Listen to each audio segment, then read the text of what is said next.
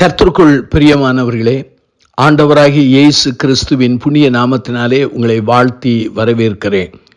இன்றைக்கு ஒரு பெண்ணை குறித்து நாம் கற்றுக்கொள்ளப் போகிறோம். இந்த பெண்ணினுடைய பெயர் யோகேபேத் என்பது. இவள் மோசேயினுடைய தாயாகும். ஆகவே மோசேயினுடைய தகப்பனார் பெயர் அம்ராம் என்பது. யாத்ராம் 6ஆம் அதிகாரம் 20 வாசித்தால், மோசேயின் தகப்பனாய் அம்ராம் தன் அத்தையாகிய யோகேபேத்தை திருமணம் முடித்தான். இந்த 2 பேருமே லேவி கோத்திரத்தை சார்ந்தவர்கள் என்று திருமறையிலே சொல்லப்பட்டிருக்கிறது.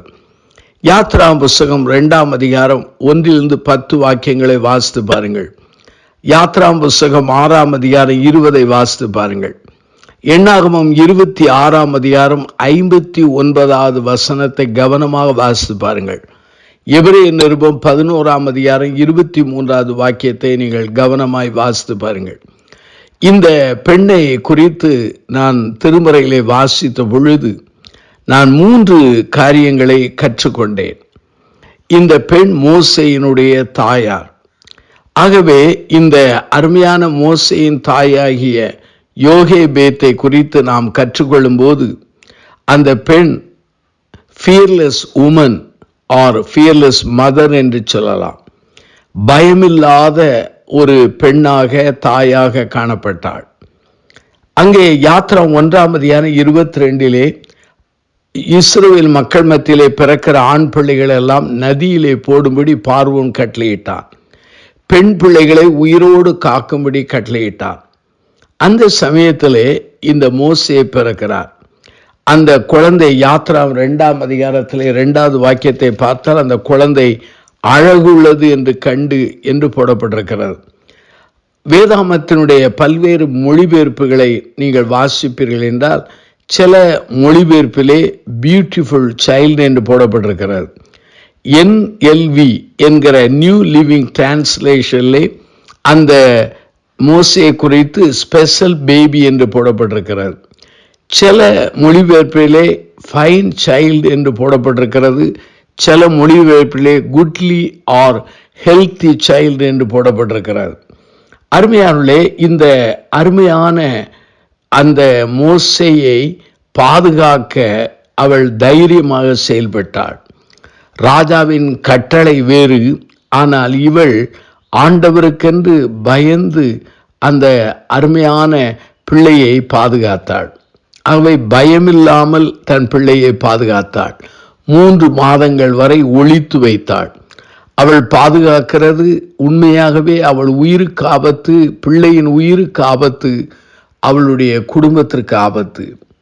ஆண்டவருடைய காரியத்தை தான் முன்னாலே வைத்தாளே தவிர சட்டங்களை அவள் முன்னாலே வைக்கவில்லை. அவள் பயமில்லாத ஒரு பெண் தாயாய் காணப்பட்டாள். 2வது, அந்த பெண் எப்படிப்பட்டவள்? Faith filled woman or faith filled mother என்று சொல்லலாம்.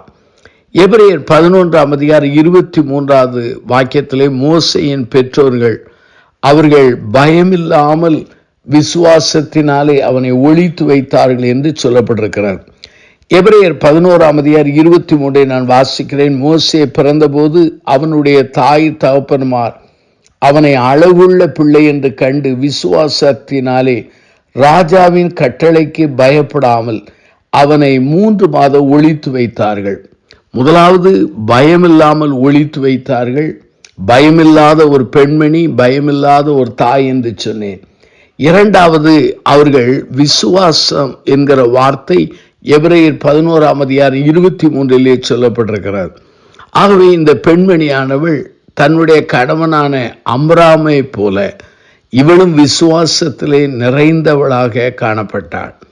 அருமையானவளே, நம்முடைய வாழ்க்கையிலே நம்முடைய சூழ்நிலை எப்படி இருக்கிறது நாம் சிந்திக்க அழைக்கப்படுகிறோம். அந்த விசுவாசம் இருந்ததினாலே அவள் ஞானத்தோடு செயல்பட்டாள். 3 மாதம் கழித்து ஒரு நாணல் பட்டியிலே அவள் என்ன செய்தாள் என்று சொன்னால், வேதவசனம் மிக தெளிவாய் சொல்கிறது. அந்த பெட்டியை அங்கே பிசினும் கீழும் பூசி அதிலே பிள்ளையை வளர்த்தி நதி ஓரமாய் நாணலுக்குள்ளே வைத்தாள் என்று சொல்லப்பட்டிருக்கிறார். முதலாவது, பயமில்லாத ஒரு பெண்மணி அல்லது தாயார். இரண்டாவது, இந்த யோகேபேத் என்பவள் விசுவாச நிறைந்த பெண்மணி அல்லது விசுவாச நிறைந்த தாயார். மூன்றாவதாக இந்த பெண்மணி எப்படிப்பட்டவள்? Favourable woman or favour filled woman என்று சொல்லலாம். அதாவது சாதகமான அல்லது தேவ தயவை பெற்ற ஒரு அருமையான பெண்மணியாக, தாயாக காணப்பட்டாள். யாத்ராம் 2ஆம் அதிகாரத்தை பாருங்கள். தான் பெற்ற பிள்ளையை அவள் வளர்ப்பதற்கு பாக்கியம் பெற்றாள். அது மாத்திரமல்ல, தான் பெற்ற பிள்ளையை வளர்ப்பதற்கு பார்வோனின் குமாரத்திடத்திலே சம்பளமும் வாங்கி கொண்டாள்.